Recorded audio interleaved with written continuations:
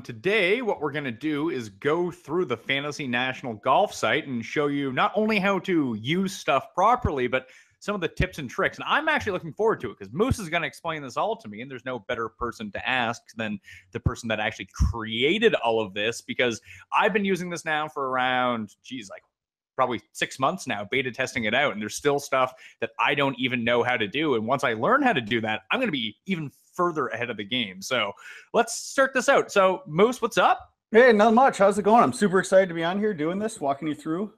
Yeah, it should be fun. So I'm just going to kind of dive right in here. So this is kind of the screen that you get to when you first come in here. And right now you'll see the Dell Championships coming up, but we've got the field listed here. And you and I like doing DraftKings. You like doing some odds betting. So we load the field up as soon as it's announced. There's no pricing available. So sometimes you might come here and you'll see the field. But then what you'll want to do as soon as you come in here, you'll change pricing, and then you can choose between betting odds, DraftKings, FanDuel. Looks like Fantasy Draft isn't available yet, but I'm just going to switch over to DraftKings. So now you'll see that I've got everybody here, listed with their pricing. All right, so now that that's up there, it's weird because we're going to try to get into a whole bunch of different things. We might not walk it through in, let's say, the process that I use every week to find out what I want or even what you do. So let's try to start out right away. I see a course history tab here, and people love course history, don't they? Yes, they do. So that's actually one of the cooler things that we can do. So we're going to come up here and we're going to click this tournament history link. Right up here at the tournament history link, we're pulling up the last 5 years of data. It's going back to 2012. And what we can do right away here is I'm going to sort this twice by strokes gained. And now this is showing me over those last 5 years, who's gained the most strokes total in this event. And so as we kind of go down here, we can see where's Spieth at? He's pretty far down this list, it looks like. Yeah. Yeah, so he's had kind of mediocre results. He lost to DJ last week. But so now that we've kind of said, oh, this is interesting. He's super expensive. He doesn't have history. Let's go dig into Jordan Spieth and see a little bit more about what's going on with him. So I'm going to click on his name, and you'll see that opens up a new tab. And now this is his strokes gained summary. And what we're doing here, and I'm going to try to highlight this here, is we've got his stats for strokes gained over his just last 5 tournaments, last 10 tournaments, last 20 tournaments, and then all the stats or all of his rounds that we have going back to about 2012 at the moment. So what you can see here right away is that his strokes gained off the tee over his last 5 is 2.4 he's averaging per round, where going back, over his last 10's not been good. So he seems to have been finding something with his driver. Now, we can also see here's just his most recent test, but let's say we want to see how he was going into form at the Dell in the years past. It used to be called the Deutsche Bank, but we've renamed it here already. And so now we can kind of see that he's the year that he missed the cut. He wasn't doing well off the approach. He was doing all right off the tee. But what's really cool here is let's look at OTT. Last year he got 21. I can hover over that stat, and it's going to show me for his last 5 events going into this round in 2016, he was gaining 1.2 strokes, and now he's gaining 2.4. You can see over his last 10, he's slightly down, but I guess I'm not that concerned with that because we've kind of seen that he's got an uptick in his driver. We can do the same thing for all the other stats if we wanted to go and look at, how he's putting. So right now his putting's slightly worse than it was that year. We can go do the same thing. So how was he doing when he was going in and he got the 4th? Well, here when he had the 4th, he was about the same there. Go ahead. I was going to say, that looks pretty good. Yeah. And then tee to green, he's killing it compared to how he was his form there in 2013. Off the tee, slightly down. But so that's just kind of some of the cool little tricks that you can do in looking for that. And I'm just using this filter thing. I'm going to clear this out. And now I can just kind of look down just through the history and see what we've got. Yeah, I think people would be surprised to see how many red numbers and negative numbers there would be under Spieth putting. Oh, yeah, it's crazy. Well, and while we're on here, we can even go over here and let's go just take a look at his putting splits. So I went over to this strokes gained thing and I changed that over to putting. And now we've got his total putts, strokes gained putting from 0 to 5, 5 to 10, 10 to 20, and so on and so forth. Yeah, so this is an excellent way to really break everything down, especially when it comes to certain things, that let's say if you mix in like proximity with putting from a certain range, like if you know your guy's not the best iron player in the world, but you want to see how he's putting from like 25 to 25 feet and beyond, just to see if the lag putting, is he losing strokes there? Is he actually a decent lag putter? This is a great tool to go into player by player and see how they're doing. Yep, absolutely. So now that we've kind of, I'm not going to go into multiple guys for this video, but so that's what you can do on your own as you kind of start to dig in a little deeper.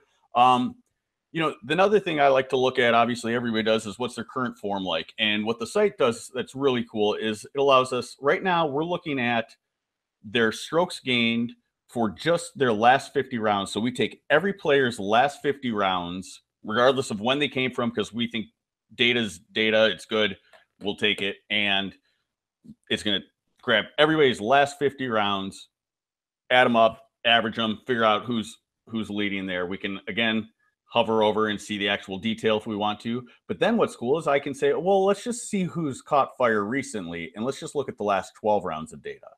I like the last 12 rounds, but I actually like to go and sort between like 4, 8, and 12 to see if I can even notice any trends just with stuff popping up right away as well. I think that's a pretty cool feature. Yeah, absolutely. So what I'll kind of do with that is I'll, like, let's say we're looking at off the tee here. I might come up here, grab off the tee here. I might favorite 2 or 3 guys here just off the start. And this is when I'm starting. And what this does is just kind of gives you a way to highlight guys, remember guys that you've liked. So let's go switch this around to the last 8. Let's go off the tee again. Now we're kind of grabbing a couple more. And I'm not really paying attention to who I'm actually favoriting right now at this moment. We'll clear those out in a minute because we don't really know what stats we're looking for yet. But that's just a nice thing to do. So then you can kind of, let's go take a look at the last 12 rounds. Sort off the tee again. Now we're starting to see some people who are popping up twice. Let's get rid of a couple of these guys that aren't really hitting on all 3 of those. Make sense? Yeah, I think it's a very smart way to go through it. Even going back more and more and more, even being able to compare like last 12 rounds to last 24 rounds to like the last 100 rounds to see what their actual baseline is over just a giant sample and how that kind of correlates to what we're seeing recently. I think that's a very smart exercise to get into. Yep. So here I'm switching over to all rounds here. And then after we do this, let's go take a look at, here's what I like to do to kind of figure out which stats I'm going to be looking at for the week. So first of all, we didn't even get into this, and this is really the coolest part about the whole site, is we've got all kinds of ways where we filter out the rounds that we use to do this. So if we want to look at only courses that are difficult to score on relative to par, and not just courses, rounds, because one day a course might play easy, another day it might play tough, depending on setup, weather, or whatever. So how do we know which ones to go in and filter on?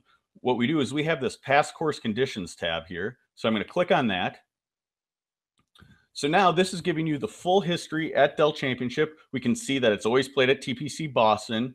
It's always played between 7,200 and 7,400 yards. It tends to have long rough. Hitting fairways is easy to average. The firmness is typically medium to firm. There's some soft here. I'm guessing that's weather related.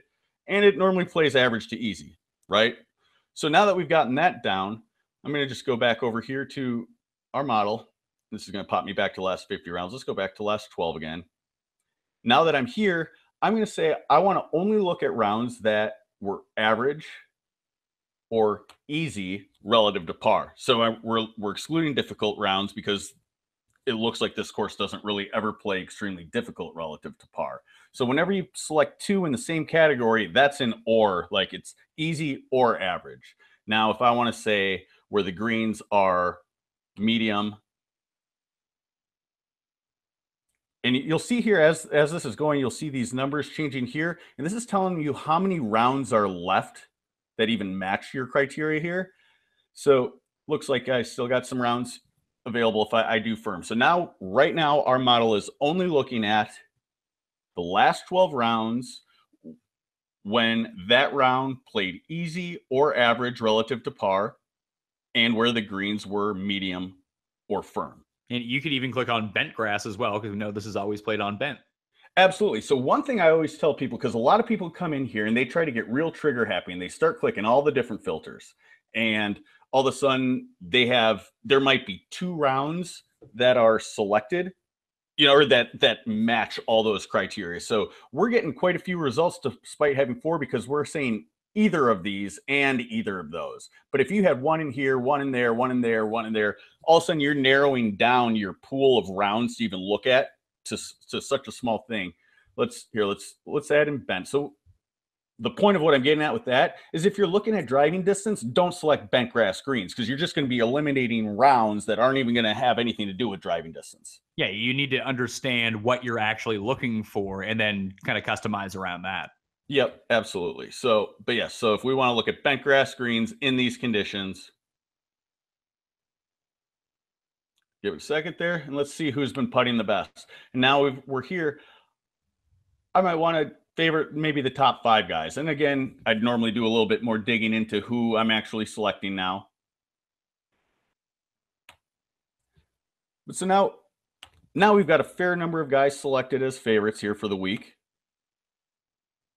And what we're going to do here is, now what's the next big question is, we want to know how this is going to look. What's ownership going to look like next week? So we pool all the information from favorites that people are doing.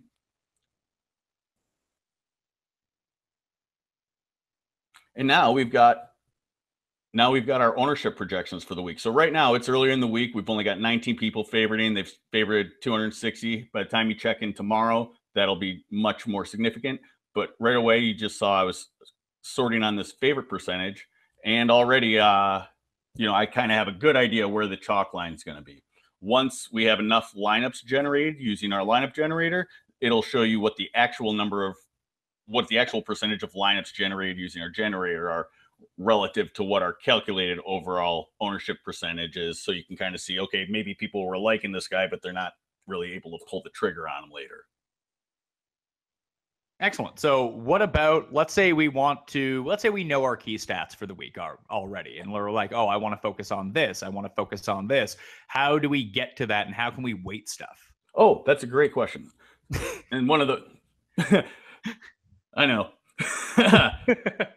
It's one of my favorite tools on here. So we've got the custom stat model here. So just like here, where before I do that, we can switch between any of the different stats, and I'm not going to flip through those. I'll let the members go do that on their own. But here I'm building a custom stat model, and you can see that from my last time I built a stat model, I had stroke gain T, stroke gain approach, and greens and regulation gained. This week, I've heard a lot of people saying that it's kind of a bomber's course. So I'm going to want to add in driving distance. And then I'm also going to want to add in good drives gained. Do I have that already? I might have. And a good drive is any drive that either hits the fairway or they miss the fairway, but they're able to hit the green or fringe in regulation. So yeah, it's a nice add-on to greens and regulation, I think. Mm-hmm. So maybe, how do you want to weight these, Pat? All right. Well, I mean, this isn't exactly what I would go with, but I would think that based on what I do, and one of the other things that I do really like as well is going back, you can look like tournament by tournament, year by year by year, and sort by strokes gained stats. And the big thing that popped out to me was strokes gained approach is where people win this tournament. You know what? You're absolutely right. I'm going to switch over here just to another tab, and now I'll show you this, because this is one thing that I really like to do. So I'm going to go to Dell, and I'm going to look for the 2016. So I'm going to switch over to strokes gained here. And once this pulls up, I'm going to kind of start sorting by each of these stats. And I'm going to kind of look at the leaderboard over here. So so we can see we've got an 8th, 24th, 41. So a couple, top 10 finishes here, but nothing. So it's clear that helps. Yep, clear that helps. But now I look at approach. Now we've got a 3rd, 15th, 4th, 2nd, 8th. So so that's exactly what you can do. And then let's take a look at putting while we're in here. Putting also appears to help. If we wanted to go in and dig a little deeper on the putting, let's switch over to putting. And let's see kind of where that range is. So 5 to 10 is nice. 10 to 15 is kind of meh. 15 to 20 last year, that was good. So that's the money range. Yep. Now, you might want to look at past years, because I did this earlier, and I did see that in past years, it's more that 10 to 15 foot range than this 15 to 20. But for the purpose of this demo, we can just kind of say, hey, it happened one year like this, we're good. Yeah, I like to compare the last 3 years for anyone out there that likes to look at it and just see where, when I start doing my key stats, like what are the corollary ones year to year to year. And for this week, at least for the Dell Championship, the strokes gained approach really stuck out to me. Yep. So now we have our model built, and this isn't exactly how we'd want to build our model to, for this week, but just for the purposes of this demo. So now this sometimes takes just a couple seconds to load up because we're crunching a lot of numbers, doing a lot of math, being pretty awesome. And once we have this done, now we can see that we've got our own custom power rankings based on those stats, and it's weighting their ranking in each stat to give us this power ranking model here.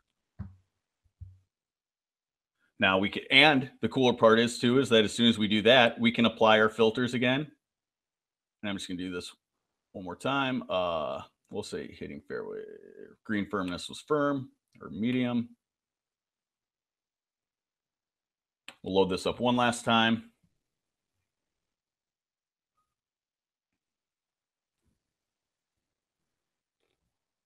We waited 10 seconds. It was awkward silence, but we got our brand new power rankings based on just the information we want. Now, can you, instead of going by round, one interesting thing that I didn't know you could do, and you had showed me before. So let's say we think that Austin Country Club and Bethpage State Park are the two corollary courses for here. Just saying, like, they're not, but let's just say that they are. Can you show me how to identify just those two courses if I want to cross-reference them? Yep, I'm going to just switch back to the strokes gained view there so we don't have to do so much processing time here. Okay. And then once we're there, I'm going to switch over to, let's just go to 12 rounds. And then I want to look at only Austin Country Club, and I'm going to control click Bay Hill Country Club, and we'll select one more here. We'll say Cherry Hills Country Club.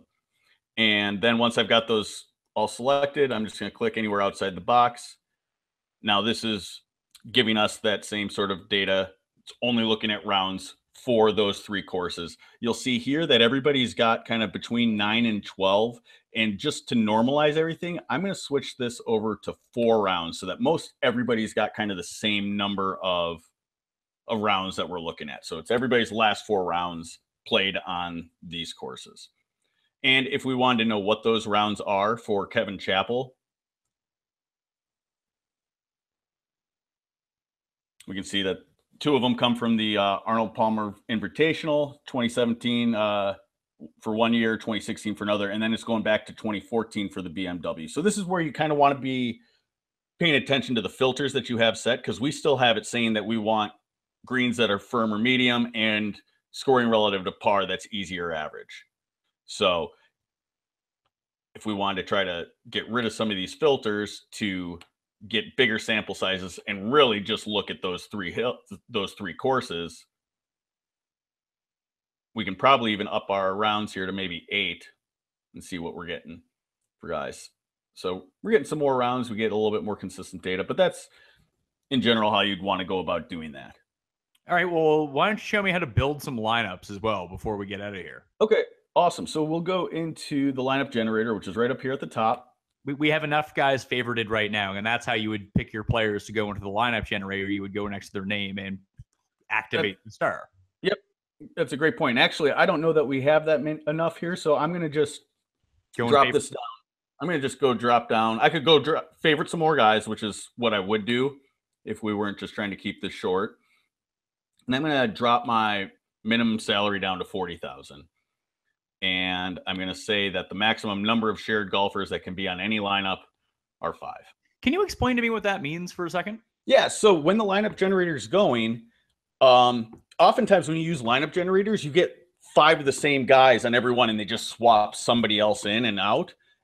And I don't want that to happen. I want it to be where my lineups are kind of more diverse and I have the more combinations. So I don't have Jason Day paired with Adam Scott in 90% of my things. It's going to say, hey, I've already got a lineup with Jason Day, Adam Scott, and Tony Finau. I'm going to try to go grab somebody else other than Tony Finau, for example.